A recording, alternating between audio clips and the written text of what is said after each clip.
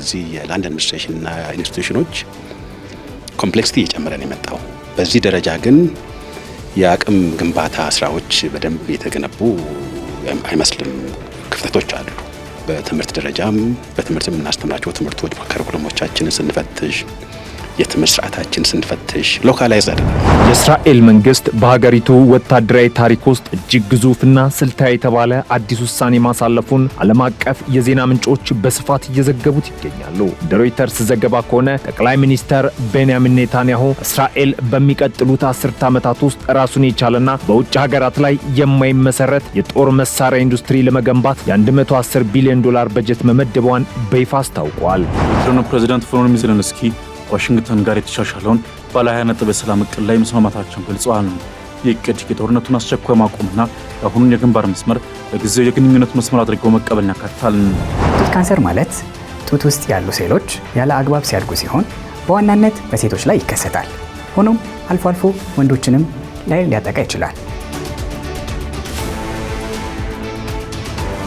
ሰላም ጤና ይስጥልን ውድ ሀገሬ ቴሌቪዥን ተመልካቾች እንደምን አመሻችሁ።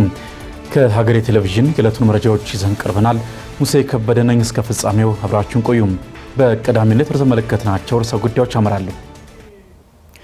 በኢትዮጵያ የሚታዩ መዋቅራዊና ተቋማዊ ችግሮችን ለመፍታት የሚወጡ ፖሊሲዎችና የሚተገበሩ የለውጥ ስራዎች ከሀገሪቱ ታሪካዊ መዋቅራዊና እንዲሁም ማህበራዊ ተጨባጭ ሁኔታ ጋር ያልተገናዘቡ መሆናቸው ለውጤታማነታቸው እንቅፋት መሆኑ ጠቁሟል። ችግሩን ለመፍታትም ፖሊሲዎች ከሀገር በቀል እውቀትና ከህዝቡ ፍላጎት ጋር የተጣጣሙ እንዲሁም በተቋማትና በህዝብ መካከል መተማመንን የሚገነቡ ሊሆኑ እንደሚገባ ባለሙያዎች አሳስበዋል። ለገብርኤል ታደሰ ተጨማሪውን አዘጋጅቷል። በኢትዮጵያ የሚታዩ መዋቅራዊና ተቋማዊ ችግሮችን ለመፍታት የሚወጡ ፖሊሲዎችና የሚተገበሩ የሪፎርም ስራዎች ከሀገሪቱ ተጨባጭ ሁኔታ ጋር ያልተገናዘቡና ከውጭ ሀገራት የተቀዱ መሆናቸው ለውጤታማነታቸው እንቅፋት መሆኑ ተገልጿል። በኢትዮጵያ ተቋማዊ አቅምን ለመገንባትና ዘላቂ ለውጥ ለማምጣት የታሪክ የመዋቅርና የቴክኖሎጂ ሁኔታዎችን ያገናዘበ አሰራር መዘርጋት እንደሚገባም ተመላክቷል። በተለይም በትምህርት ስርዓቱና በተለያዩ ዘርፎች የሚደረጉ የሪፎርም ስራዎች ከሀገር በቀል እውቀትና ከማህበረሰቡ ፍላጎት ጋር አለመጣጣማቸው እንደ ትልቅ ክፍተት ተነስቷል። የኢትዮጵያ የህዝብ አስተዳደር ባለሙያዎች ማህበር ፕሬዝዳንት ገለልተኛ ተመራማሪና በኦሮሚያ ስቴት ዩኒቨርሲቲ መምህር ዶክተር ባጫ ከበደ እንደሚገልጹት ፖሊሲዎች ከተለያዩ የዓለም ሀገራት ተቀርተው የሚመጡ በመሆናቸው በሀገር ውስጥ ያለውን ችግር ለመፍታት አላስቻሉም ብለዋል። በተለያየ አጋጣሚ የዚህ የላንድ አድሚኒስትሬሽንና ኢንስቲትዩሽኖች ኮምፕሌክሲቲ እየጨመረ ነው የመጣው። በዚህ ደረጃ ግን የአቅም ግንባታ ስራዎች በደንብ የተገነቡ አይመስልም። ክፍተቶች አሉ። በትምህርት ደረጃም በትምህርት የምናስተምራቸው ትምህርቶች ከሪኩለሞቻችንን ስንፈትሽ የትምህርት ስርዓታችን ስንፈትሽ ሎካላይዝ አይደሉም ማለት አንዳንድ ጊዜ ሪፎርማችንም ሪፎርም ብለን ስንናወራ አንዳንድ ጊዜ ኮፒ ፔስት ናቸው። ከሌላ ዓለም ከኒውዚላንድ፣ ከቪየትናም፣ ከቻይና፣ ከአሜሪካ፣ ከኢንግላንድ፣ ከፍራንስ ኮፒ ፔስት እናደርጋለን። እነሱ ሲያደርጉ የነበሩ ደግሞ ሌሎቹ አይደሉም፣ እኔም አለሁበት እና እነዚህ ነገሮች የሚስተካከሉበት አጋጣሚዎች ሲኖሩ ችግሮች በተወሰነ ደረጃ ይቀረፋሉ ተብሎ ይታሰባል። ከፖሊሲዎቹ መጣጣም ባለፈ በተቋማትና በህዝብ መካከል ያለውን መተማመን መገንባት ለውጤታማነቱ ወሳኝ መሆኑ ተመላክቷል። ፖሊሲዎቹ የማህበረሰቡን ስቃይና ፍላጎት መሰረት ያደረጉ ሲሆኑ ህዝቡ የሂደቱ አካል በመሆን በተቋማቱ ላይ እምነት እንዲኖሩ ያደርጋል ብለዋል። ይህ ካልሆነ ግን በፖሊሲውና በህዝቡ መካከል ያለው ክፍተት እየሰፋ እንደሚሄድም ተናግረዋል። በተጨማሪም የፌዴራሊዝም መርሆችን በመከተል ፖሊሲዎችን እንደየአካባቢው ተጨባጭ ሁኔታ መቅረጽ በመፍትሄ ሀሳብነት አነስተዋል። እንደ መፍትሄ እኔ እንደ ሰጀስት ማድረግ በዚህ ጥናትም የሞከር ነው። አንደኛ የህግ ክፍተቶቹ ምንድናቸው? ህገ መንግስቱ ጀምሮ እስከ ታች ድረስ ያለው ምን ያክል በክልሎች መካከል ልዩነቶች አሉ? ምንስ እንደምታ አላቸው? ሁለተኛ አደረጃጀትን በተመለከተ ከሚኒስትሪ ኦፍ አግሪካልቸር ጀምሮ እስከ ታች ድረስ ምን ይመስላል? እነሱስ ምንድነው የሚያደርጉት የሚለውን ነገር ሌጋል ቴክስቶቹን ነው ፖሊሲዎችን ነው ሪቪው ያደረግ ነው። በአሁን ባለው የኢትዮጵያን የፖለቲካል ላንድስኬፕ ያለው የፖሊሲ አቅጣጫ የፌዴራሊዝም ነው። በፌዴራል ስትራክቸር ውስጥ እስካለን ድረስ የፌዴራል ፕሪንሲፕሎችን መከተል፣ ህጎችን መከተል፣ ህጎች መታረስ ካለባቸው ማረም፣ ከዛ ባለፈ ግን እነዚህን የኛም ፖሊሲዎች ሎካላይዝ ማድረግ ነው። በጣም ሎካላይዝ ማድረግ፣ ኮንቴክስቹዋላይዝ ማድረግ። ለምንድን ነው ኮንቴክስቹዋላይዜሽን? ለአንድ አካባቢ የሚሆን መዳበሪያ ለሌላ አካባቢ አይሆንም። ለቦረና የሚሆን ፖሊሲ ለባሌ ላይሆን ይችላል። ውዝን ኦሮሚያ ራሱ ማለት ነው። እነዛ ፖሊሲዎች ኮንቴክስቹዋላይዝ እየተደረጉ ሲሄዱ አንድ ነገር ነው የሚያመጡት። ስለ ሰላም ነው የሚያወሩት። ሰላም ለማምጣት ቦረና የሚጠቀምበትና የምዕራብ ሰሜን እዚህ አካባቢ ሴንትራል አካባቢ ያለው ህዝብ የሚያስበው አስተሳሰብ የተለያየ ነው። ያንን ነገር ቢል ለማድረግ ጥሩ ነገር መፍጠር ያስፈልጋል። በግብርና ሚኒስቴር የገጠር መሬት አስተዳደርና የጂኦስፓሻል ዴስክ ኃላፊ ወይዘሮ ያለም ዘውድ ደምሴ በኢትዮጵያ በተለያዩ አካባቢዎች የሚከሰቱ የመሬት ግጭቶችን ለመፍታትና የባለ ይዞታነት ዋስትናን ለማረጋገጥ የገጠር መሬቶችን በዲጂታል ስርዓት የመመዝገብ ስራ በስፋት እየተከናወነ ይገኛል ብለዋል። ከገጠር መሬት አስተዳደር ጋር በተያያዘ በተለይ ከላንድ ገቨርናንስ ጋር ተያይዞ ግጭቶችን ከመፍታት አንጻር ከመሬት ጋር የተያያዙ ከባለቤትነት ጋር የተያያዙ ግጭቶች እንዳይፈጠሩ በዛ ኤሪያ ላይ እየሰራን ነው። በተጨማሪም የይዞታ ማረጋገጫ ሰርቲፊኬት ከመስጠት አንጻር የአርሶ አደሩ መሬት ተለክቶ ተመዝግቦ የይዞታ ማረጋገጫ ሰርቲፊኬት እንዲያገኝ እዛ ላይም እየሰራ ነውና እንግዲህ እንደ ሀገር ወደ 50 ሚሊዮን የሚደርስ ቁርጥራጭ ማሳዎች አሉ ብለን እናስባለን። ከዛ ውስጥ 32 ሚሊዮን የሚደርሰው ማሳ ተለክቶ ተመዝግቦ ለባለይዞታዎች የይዞታ ማረጋገጫ ሰርቲፊኬት የሰጠንበት ሁኔታ አለ። መንግስታዊ ያልሆነና ለትርፍ ያልተቋቋመው ላንድ ፎር ላይፍ ኢትዮጵያ የተለያዩ አካላት የተገኙበት ሶስተኛውን የኢትዮጵያ መሬት ቀን በማስመልከት የፓናል ውይይት አካሂዷል። እስራኤል የጦር መሳሪያ ኢንዱስትሪ ለመገንባት የ110 ቢሊዮን ዶላር በጀት መመደቧን በይፋ አስታውቃለች። እስራኤል ይህንን እቅድ ይፋ ያደረገችው ከጋዛ ጦርነት በኋላ የተገኘው ልምድና የቀጠናውን ተለዋዋጭ የጸጥታ ሁኔታ መሰረት በማድረግ እንደሆነም ተገልጿል። በጦርነት ወቅት ከውጭ ሀገራት የሚመጣው የጦር መሳሪያ አቅርቦትም በዲፕሎማሲያዊ ጫናዎች ወይም በሎጂስቲክስ መስተጓጎሎች ምክንያት ሊዘገግ ይችላል የሚል ስጋት ካደረባት በኋላ ነው ተብሏል። ዳግም ተገኝ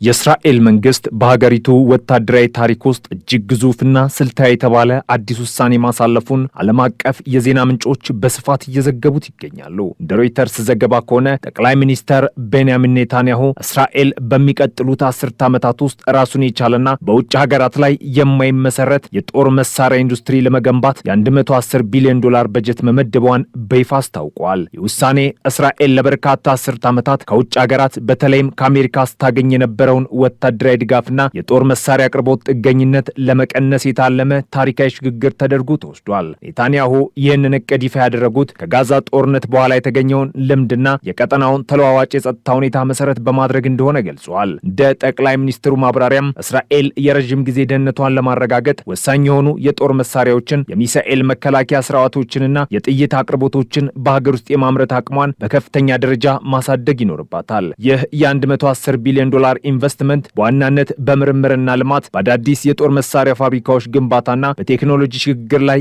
የሚውልም ይሆናል ተብሏል። ይህ ስልታዊ ውሳኔ የመጣው የእስራኤል በጦርነት ወቅት ከውጭ ሀገራት የሚመጣላት የጦር መሳሪያ አቅርቦት በዲፕሎማሲያዊ ጫናዎች ወይም በሎጂስቲክስ መስተጓጎሎች ምክንያት ሊዘገይ ይችላል የሚል ስጋት ካደረባት በኋላ ነው። በተለይም በቅርብ ዓመታት ውስጥ በምዕራባውያን ሀገራት የሚታዩ የፖለቲካ ለውጦችና በጦር መሳሪያ ሽያጭ ላይ የሚደረጉ ገደቦች እስራኤል የራሷን የጦር መሳሪያ ማምራት አቅም እንድታጠናክር አስገድዷታል። የሮይተርስ ዘገባ እንደሚያመለክተው እስራኤል ይህንን እቅድ ተግባራዊ በማድረግ ረዥም ርቀት የሚጋዙ ሚሳኤሎችን፣ ሰው አልባ አውሮፕላኖችና የላቁ የሳይበር ጦርነት መሳሪያዎችን በሀገር ውስጥ በስፋት ለማምረት አልማለች። ከኢኮኖሚ አንጻር ይህ ግዙፍ በጀት ለሀገር ውስጥ የጦር መሳሪያ አምራች ድርጅቶች ትልቅ ዕድል የሚፈጥር ነው። እንደ እስራኤል አየር መንገድ ኢንዱስትሪ፣ ራፋኤልና ኤልቢት ሲስተምስ ያሉ ግዙፍ የደህንነት ተቋማት የዚህ ኢንቨስትመንት ቀጥተኛ ተጠቃሚዎች እንደሚሆኑም ይጠበቃል። ይህም በሀገሪቱ ውስጥ ለበርካታ ሺህ ሳይንቲስቶች፣ መሐንዲሶችና ወታደራዊ ባለሙያዎች አዲስ የስራ ዕድል የሚፈጥር ሲሆን እስራኤል በዓለም አቀፍ የጦር መሳሪያ ገበያ ላይ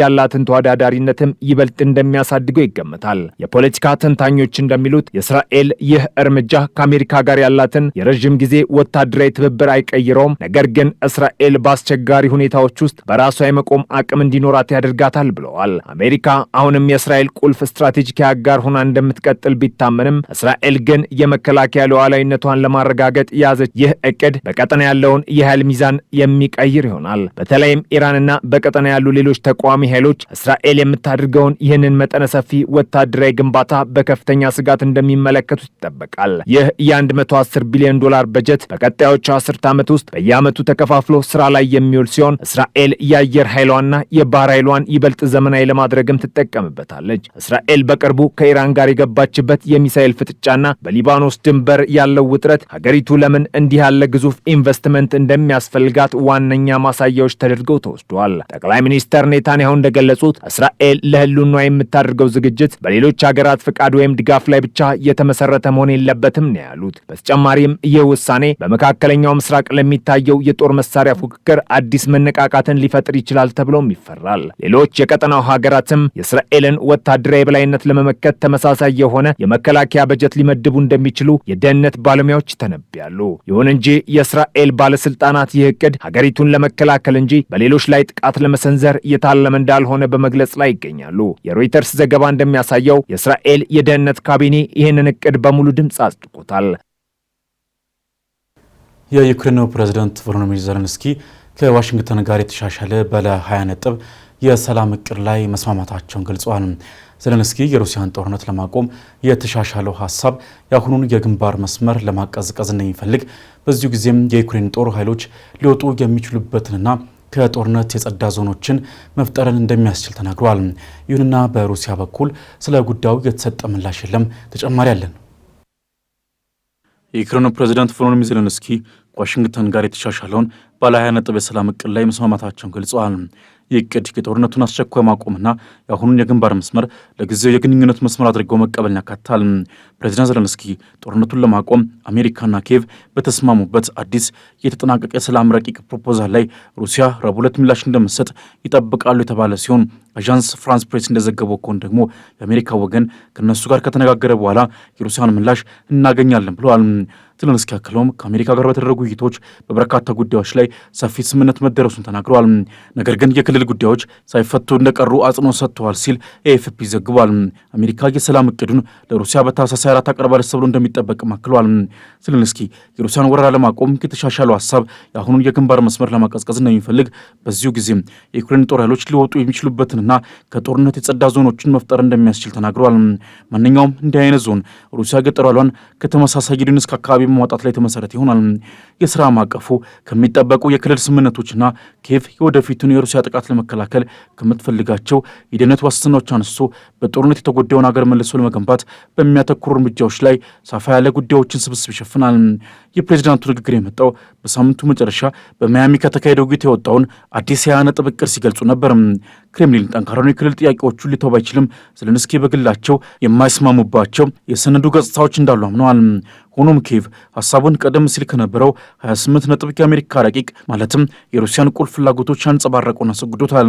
እሳቸውም የተሻሻለው ባለ 20 ነጥብ እቅድ አሁን በሞስኮ በኩል እየተገመገመ ነው ብለዋል። ቀደም ሲል የነበረው ረቂቅ ዩክሬን አሁንም በቁጥጥር ስር ካለው የዶኔትስክ ክልል 20 በመቶ ገደማ እንድትወጣና ሩሲያ የተቆጣጠረቻቸውን ግዛቶች የሩሲያ አካል እንደሆኑ በይፋ እውቅና እንድትሰጥ ጠይቆ ነበር። የቅርብ ጊዜው ምትም አሜሪካ ዩክሬንን ወደ ኔቶ ለመቀበል እቅድ እንደሌላት ደጋግማ ብትናገርም ዩክሬን ኔቶን የመቀላቀል ጥያቄዋን በይፋ የመቶ መስፈርትም ቀርቷል። የተሻሻለውን ሀሳብ ሲገልጹም ዜሌንስኪ እንደተናገሩት በዶኔትስክ፣ ሉሃንስክ፣ ዛፖሪዥያና ኬርሰን ክልሎች ውስጥ እስከዚህ ስምምነት ቀን ድረስ የነበረው የወታደሮች ስምሪት መስመር በእርግጠኝነት የግንኙነት መስመር እንደሆነ ይታወቃል ሲሉ ዜሌንስኪ ተደምጧል። ግጭቱን ለማቆም የሚያስፈልገውን የኃይል መልሶ ስምሪት ለመወሰን እንዲሁም ሊሆኑ የሚችሉ የወደፊት ልዩ የኢኮኖሚ ዞኖችን መመዘኛዎች ለመወሰን የስራ ቡድን ይሰበሰባል ሲሉ አክለዋል። የሰላም ጦር ዛሬ በዓለም መድረክ ላይ የዲፕሎማሲ ጥይቶችን ሲተኩስ፣ ሌላኛው ወገን ደግሞ በምሽት በድሮን የመልስ ጥቃት እየሰጠ ነው። ይህ ደግሞ የዓለም የፖለቲካ ሸክም እንደ በረዶ ተራራ ከብዶ መሪዎቹ ደግሞ የጦርነትን ገበታ ለመገልበጥ የዘመናቸውን ብላት ሁሉ እያሰቡ መሆኑን ያሳያል። ፕሬዚዳንት ቮሎዲሚር ዜሌንስኪ ዛሬ ከዋሽንግተን ጋር የተስማሙበትን አዲስ ባለ 20 ነጥብ የሰላም እቅድ ይፋ አድርገዋል። የሩሲያ ምላሽ ደግሞ እንደሚጠበቅ ገልጿል። ይህ ዜና በአንደኛው ወገን የተስፋ ጮራ ሲፈጠር፣ በሌላኛው ወገን ደግሞ የፍርሃት መጋረጃን የዘረጋበት የዘመናችን ትልቁ የጂኦፖለቲካ ድራማ ሆኗል። ዜሌንስኪ የአሜሪካ ወገን ከነሱ ጋር ከተነጋገረ በኋላ የሩሲያን ምላሽ እናገኛለን ማለታቸው የቅድ በዋናነት የሁለቱ ኃያላን ማለትም የአሜሪካና ሩሲያ ድርድር እንጂ የዩክሬን ብቻ ለመሆኑን ያመላክታል። የክሬምሊን ቁልፍ ባለስልጣን ዩሪ ሻኮቭ የአሜሪካን የሰላም ጥረት በግልጽ ተቃውሞና ንቀት ማጣጣላቸው የአዲሱ ቅድም ለሰዓት እንደማገዱ ሊያገለግል እንደሚችል ስጋትን ፈጥሯል።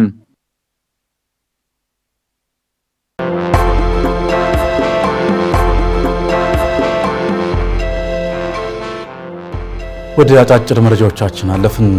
መረጃ የሚከለክሉ ኃላፊዎች በግለሰብ ደረጃ በሕግ ተጠያቂ እንዲደረጉ የሚያዝ ረቂቅ አዋጅ እየተዘጋጀ ነው ተባለም። የኢትዮጵያ ሕዝብ እንባ ጠባቂ ተቋም በቀደመው አዋጅ ላይ የነበረው ስልጣን የተሟላ አለመሆኑ የመረጃ ነጻነት አፈጻጸምን ደካማ አድርጎት መቆየቱ በጥናት በመለየት የመገናኛ ብዙሃንና የመረጃ ነጻነት አዋጅ ማሻሻያው አስፈላጊ ሆኖ መገኘቱን ገልጿል። የምክር ቤቱ ስራ አስፈጻሚ አባል ጋዜጠኛ መሰረት አታላይ የተሻሻለው የመገናኛ ብዙሃንና የመረጃ ነጻነት ረቂቅ አዋጅ መረጃ ሲጠየቁ አልሰጥም የሚሉ ኃላፊዎች እንደ በፊቱ በተቋም ደረጃ ሳይሆን በግለሰብ ደረጃ በሕግ ተጠያቂ እንዲደረጉ የሚያስገድድ አንቀጽ በማሻሻያ ረቂቁ ማካተቱን ለተጠያቂነት በጎ አበርክቶ ያለው መሆኑን እንዲሁም ተጨማሪ አንቀጾች መካተታቸውን በበጎ አንስተዋል። ነገር ግን መረጃ ላለመስጠት የሚቻልባቸው ተብሎ የተቀመጡ ቅድመ ሁኔታዎች መብዛታቸው ለተግባራዊነት ስጋትም እንደሚሆን አክሎ ተናግሯል። በረቂቅ አዋጁ ላይ ሊሻሻሉ ይገባል የተባሉ በርካታ ሀሳቦች በምክር ቤቱ ቀርቧል።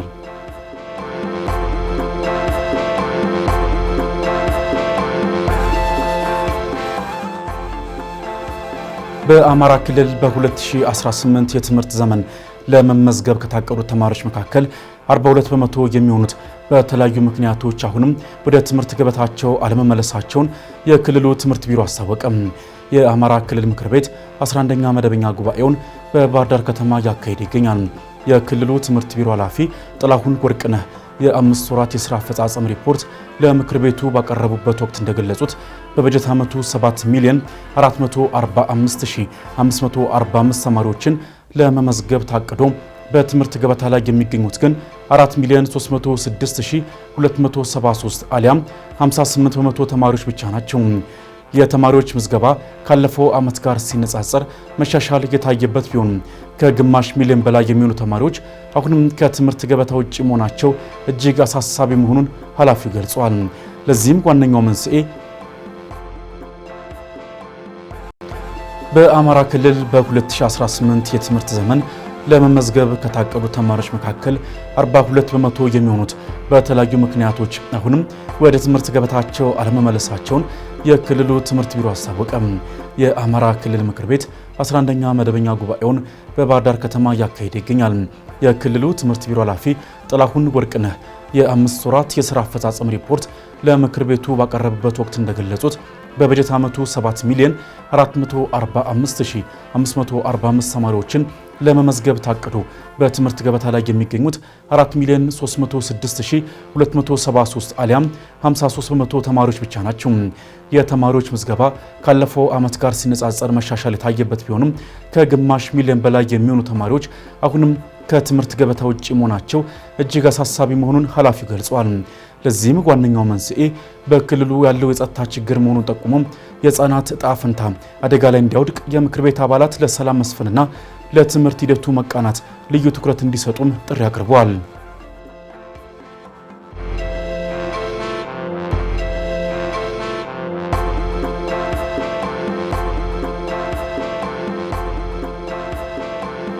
ዳሽን ባንክ በ2017 የበጀት ዓመት 6.7 ቢሊዮን ብር አጠቃላይ ትርፍ ማስመዝገቡን አስታውቋል። ይህ የትርፍ መጠን ካለፈው ዓመት ጋር ሲነጻጸር የ5.1 በመቶ ብልጫ እንዳለውም ተነግሯል። የባንኩ አጠቃላይ ገቢ 31.4 ቢሊዮን ብር መድረሱ ሲነገር ጠቅላላ ሀብቱ ደግሞ ከ254 ቢሊዮን ብር በላይ መሻገሩን የተመለከተው የተቀማጭ ገንዘብ መጠኑን 202.2 ቢሊዮን ብር ማድረሱንም ዛሬ ባካሄደው 32ኛ መደበኛና 28ኛ አስቸኳይ ጉባኤ ላይ አስታውቋል። ካፒታሉ 14.3 ቢሊዮን ብር መድረሱን ያስታወቀው ባንኩ የተገልጋይ ደንበኞቹን ቁጥርም 7.88 ሚሊዮን የቅርንጫፉን ቁጥር ደግሞ 906 ማድረሱን ይፋ አድርጓል። ባንኩ በማህበራዊ ጉዳዮች ከ108 ሚሊዮን ብር በላይ ወጪ በማድረግ ድጋፍ እንዳደረገም አስታውቋል።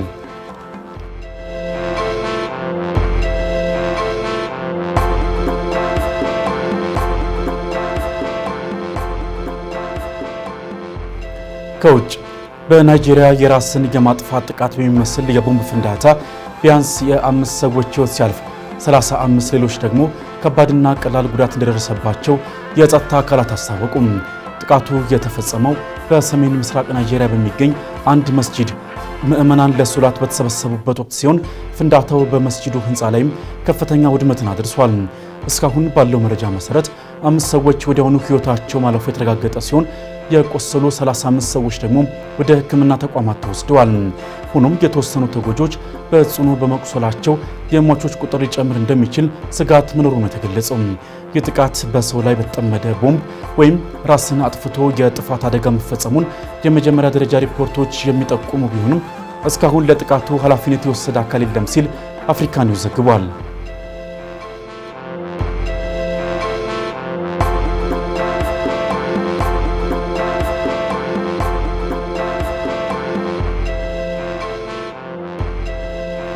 በመጨረሻም የሰሜን ኮሪያው መሪ ኪም ጆንግ ኡን ሀገራቸው በኒኩሌር ኃይል የሚንቀሳቀስ ሰርጓጅ መርከብ መገንባት በምታደርገው ጥረት ላይ ትልቅ መሻሻል ማሳየቷን ይፋ አደረጉ። መሪው በሰሜን ኮሪያ የሚገኘውን የባህር ኃይል ማዘዣና የመርከብ ግንባታ ጣቢያን በጎበኙበት ወቅት እንደገለጹት አዲሱ የኒኩሌር ሰርጓጅ መርከብ ፕሮጀክት የሀገሪቱን የመከላከያ አቅም ወደ አዲስ ምዕራፍ የሚያሸጋግርና ስልታዊ የጥቃት አቅምን የሚያሳድግ ነው ብሏል። ኪም ጆንግ ኡን በዚህ ጉብኝታቸው ወቅት በደቡብ ኮሪያና በተባባሪዎቿ ላይ ያላቸውን ተቃውሞ የገለጹ ሲሆን ደቡብ ኮሪያን ቀዳሚ ጠላት ሲሉ ጠርተዋታል። የሰሜን ኮሪያ መንግስት የመገናኛ ብዙሃን እንደዘገቡት ከሆነ መሪው የባህር ኃይል መሳሪያዎችን ማዘመን ለሀገሪቱ ደህንነት ወሳኝ መሆኑን ገልጸው የኒኩሌር ኃይል ያላቸው ሰርጓጅ መርከቦች ግንባታ በታቀደው ፍጥነት እንዲቀጥል መመሪያም ሰጥተዋል። ይህ እርምጃ ሰሜን ኮሪያ ከቅርብ ጊዜ ወዲህ የምታደርገውን የሚሳኤል ሙከራና የጦር መሳሪያ ዝግጅት አካል ተደርጎ ተወስዷል ሲል ዘ ኢንዲፔንደንት ዘግቧል።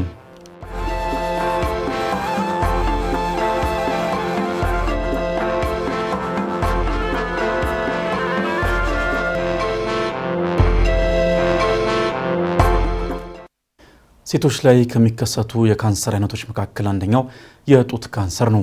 ይህ የካንሰር አይነት በገዳይነቱ ሁለተኛ ደረጃን እንደሚይዝ የሕክምና ባለሙያዎች ያስረዳሉ። ይሁን እንጂ ታክሞ የሚድን እንደሆነም ይነገራል። የዛሬው የጤና አዳም ጥንቅራችን ትኩረት ነው። ወደዛው እናለፍ።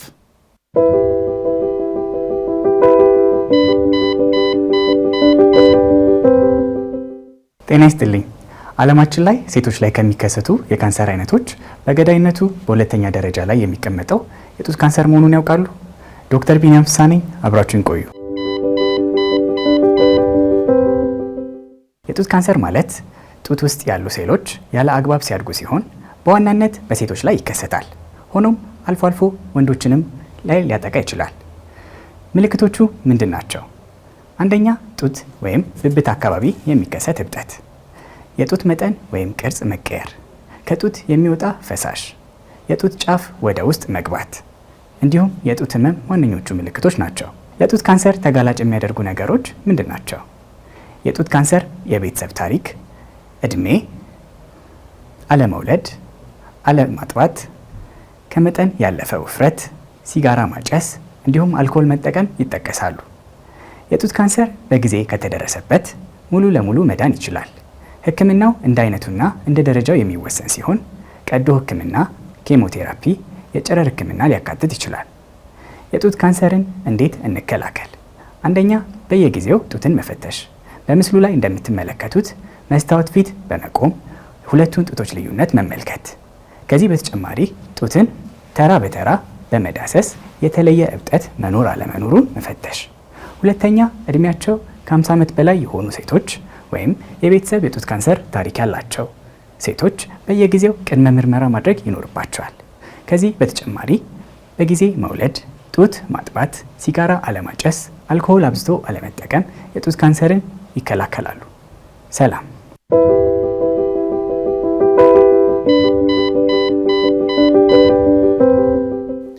ብዙ ጊዜ የመኪና ባለቤቶች ከሚያነሷቸው ቅሬታዎች መካከል የመኪና ጎማ ወጪዎች ይጠቀሳሉ። የጎማ ወጪን ለመቀነስና የተሽከርካሪ ጎማ መበላትን ለመከላከል ተገቢውን ጥንቃቄዎች ማድረግ እንደሚገባም ይነገራል።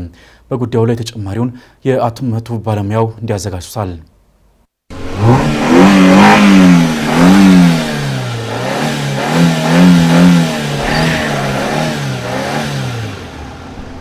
ሰላም እንደምናላችሁ ውድ ተመልካቾቻችን፣ በዝግጅታችን የትኛውም አይነት ተሽከርካሪ ብታሽከርክሩ እጅግ በጣም አሳሳቢና ወሳኝ ስለሆነው የጎማ መበላት በስፋት እናያለን። ከመረጃዎቹ ጋር አብራችሁ የምቆየው የአውቶሞቲቭ ባለሙያ አዶንያ ብርሃኔ። መልካም ቆይታ። ከመኪናችን በጣም ወሳኝ ከሆኑ ነገሮች መካከል አንዱ የሆነው የመኪና ጎማ ነው። ጎማችን እኩል የማያልቅ ከሆነ በተለያዩ ችግሮች ሊያሳየን ይችላል። ከእነዚህ መካከል የአላይመንት ችግር፣ የአረግራጊ ክፍል ወይ ደግሞ ሰስፔንሽን ችግር ወይም በትክክል የጎማ አየር አለመሞላት ችግር ሊሆን ይችላል። ይህንንም ጎማው የተበላበት ቦታ የሚነግረን የተለያየ ነገር አለ። የመጀመሪያው የጎማው በውስጥ በኩል ወይም በውጭ በኩል ብቻ የሚያልቅ ከሆነ ይህ የሚነግረን የመኪናችን አረግራጊ ክፍል ወይ ደግሞ ሰስፔንሽን ላይ በካምበር የሚባለው ላይ ችግር እንዳለ የሚያሳየን ሲሆን ይህም በአላይመንት መስተካከል የሚችል ነው። ሁለተኛው ደግሞ የጎማው አተላለቅ ከጎማው ውስጥ እንዲሁም ውጭ ሳይበላ የጎማው መሀለኛ ክፍል ብቻ የሚያልቅ ከሆነ የሚያሳየን ጎማው አየር በምንሞላበት ጊዜ ከሚፈለገው በላይ እየሞላ ነው እንደሆነ ነው። የጎማው መካከለኛ ቦታ ላይ ቶሎ ሲበላ ይህንንም ሊያሳየን ይችላል። ስለዚህ ይህ እንዳይፈጠር የመኪናችን ጎማ በትክክለኛ አየር መጠን መሙላት ተገቢ ነው። የመኪናችን ጎማ ትክክለኛ አየር መጠን ስንት እንደሆነ ለማወቅ እጅግ በጣም ዘመናዊ የሆኑ አሁን መጡ ተሽከርካሪዎች የመኪናውን በር በምንከፍትበት ጊዜ ከጎን ተጽፎ እናገኛቸዋለን። ሶስተኛው ደግሞ የመኪናችን ጎማ በውጭ በኩል በውስጥ በኩልም እኩል አልቆ ነገር ግን መሃል ላይ ያለው ገና ከሆነ የሚያሳየን ነገር አለ። ይህም የጎማው የአየር መጠን በጣም ከመጠን በታች አንሶ እንደሆነ ነው። ስለዚህ ከላይ እንዳየነው ትክክለኛው የአየር መጠን መጠቀም እንዳለብን ያሳየናል። እነዚህ በአላይመንትና በጎማ አየር መጠን በማስተካከል የሚመለሱ ሲሆኑ ነገር ግን አንዳንድ ጊዜ የመኪናው አረግራጊ ክፍል የሆኑት ላይ ጉዳት በሚያጋጥምበት ጊዜ የመኪናችን ጎማ በአንድ በኩል የተጣመመ ይሆናል። ይህም ያለ ጊዜ ለጎማ ወጪ እንድንዳረግ ያስገድደናል። ከዚህ በተጨማሪ ጎማው በምንቀየርበት ጊዜ በተቻለ መጠን አራቱንም ጎማ እኩል ብንቀየር ይመረጣል። ሌላኛው ደግሞ መኪናችን ሰርቪስ በምናደርግበት ጊዜ አራቱንም ጎማ ቦታ ብናቀያየራቸው ተመራጭ ነው። በተለይ ፎንቹ ድራይቭ የሆኑ ተሽከርካሪዎች ላይ የመኪናችን የፊተኛው ጎማ የሚነዳው የፊተኛውን ጎማዎች በመሆኑ ለመዞርም ያንን ጎማ ስለሚጠቀም ወደ ፊተኛው ጎማ የተሻለ ጤንነት ያለው ጎማ መጠቀም ይኖርብናል። ይህ ለመኪናው ጤና ብቻ ሳይሆን ለመኪናችን ደህንነትም ይጠብቅልን ስለሆነ ስለዚህ እነዚህ እና ሌሎችንም ጥንቃቄ ማድረግ ይኖርብናል። ለዛሬ ይዤላችሁ የቀረቡት መረጃ ይህን ይመስል ነበር። በቀጣይ ሌሎች ከመኪና ጋር በተገናኙ መረጃዎች እስከምንገናኝ ድረስ መልካም ሁሉ ተመኘሁ።